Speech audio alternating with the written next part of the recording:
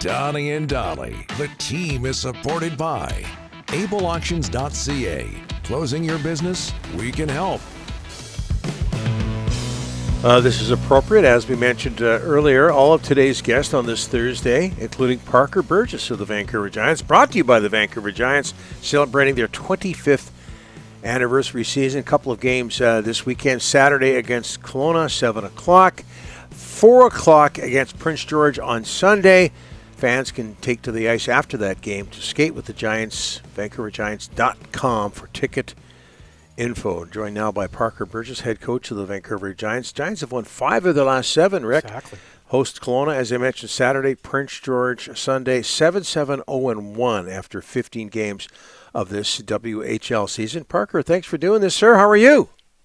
I'm good. Thanks for having me, guys. How are you guys doing? Good. No problem. What do you like about the way your team is playing right now? As we mentioned, you've won 5 of 7. Yeah, I think we're starting together to come together as a group. You know, anytime that there's a transition, we have a brand new coaching staff. They're learning a little bit more about us as coaches and our style of play. We're learning more about our team, and things have started to kind of come together here. And they're playing a lot better without the puck structurally. I think if you look at some of our struggles early in the season.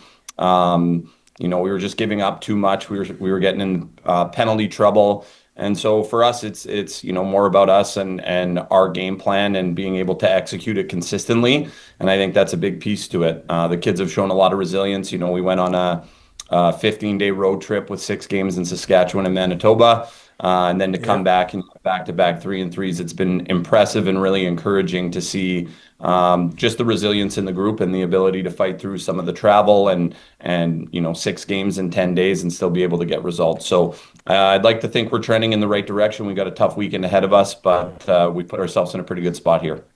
Parker, you mentioned the road trip. I'm going to guess in the USHL you did not have a 43-hour bus ride from Vancouver to Brandon. How was that bus ride?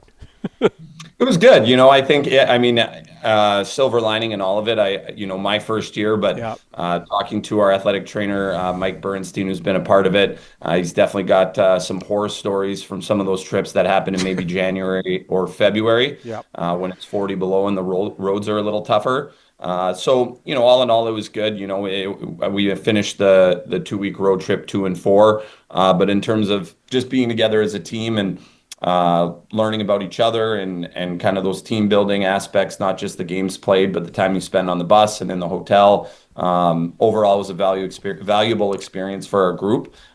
Being in the USHL, it was a lot of 7, 8, 9-hour road trips, but you go there and then you come back. So this was the first more extended one.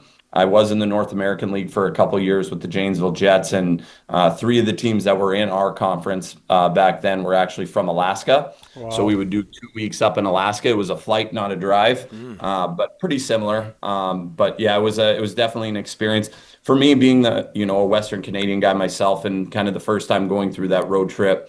I enjoyed it personally because you're in all these new rinks and playing against organizations that you grew up watching and that you've known about. So it was a cool experience to see the rinks and coach against some great coaches and great fan bases and come out of it and knowing now that that's kind of out of the way, we can just move forward and look forward. Hey, you're 5th in the Western Conference, but only 2 points back of second place Victoria. The parity in the West this year is unbelievable. Yeah, that's what we were kind of natting myself. We meet every day, meet every week, and that's something we said. Every team in this conference, every team in the WHL in general, but every team in this conference, they can beat you. So there's no easy games, and it's a good lesson for the players that you have to prepare. It doesn't matter if you're playing that first place team or 10th place. Everybody's good, and the margin for error right now is so tight. You see a lot of games are going to overtime, shootout. And that just speaks to the parity in the league. Anybody can beat anybody. And so you got to be ready to go on any given weekend or weeknight. And Parker, Cameron Schmidt leads your team 23 points in 14 games. Ryan Lynn, meanwhile, young defenseman from Richmond, expected to be a first-round draft pick. Now, if that was me, I would be completely unfocused and looking ahead to my professional hockey career. But would you agree that doesn't seem to be a problem with him? Yeah, I think for both Ryan and for Cameron, they're just so invested in their individual development. And, every year you play junior hockey, whether it's your draft year, you've already been drafted, whatever the case may be, it's a tremendous opportunity for you to develop not only on the ice, but off the ice, maybe as a teammate, as a leader. Cameron's been here for 2 years now and was drafted by Dallas.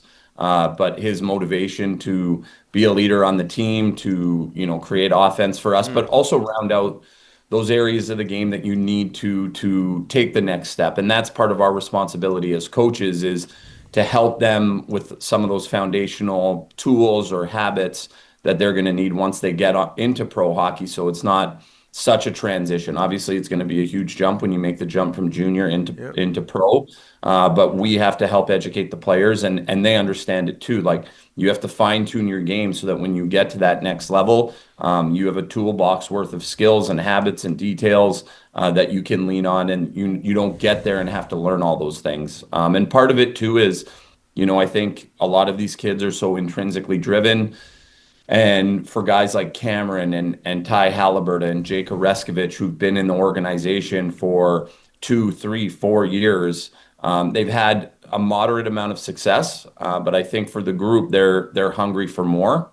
The team's been in a situation where, they've made the playoffs pretty much every year the last 4 or 5 years, but haven't taken that next step and kind of gotten over the hump and maybe had a deep playoff run. And those experiences for players, learning how to win, learning what it takes in the playoffs. And you guys know that hockey's a sport where regular season to playoffs, there's a difference in style of play. Yep. It's a different game. And so I think our players, they're really craving the opportunity to go through a playoff run like that. So right now we're building some of those habits and skills that'll put us in a position, hopefully coming down the stretch into the final 10, 15 games of the season, and hopefully into playoffs. We're putting ourselves in a position that we can make a run, and the ultimate goal is obviously to win a championship, but you got to develop some of those things now. Host Kelowna Saturday, Prince George Sunday at the LAC. This has been great. Parker, we'll get you back soon. Thanks so much for this. Awesome. Thanks, guys. Appreciate it.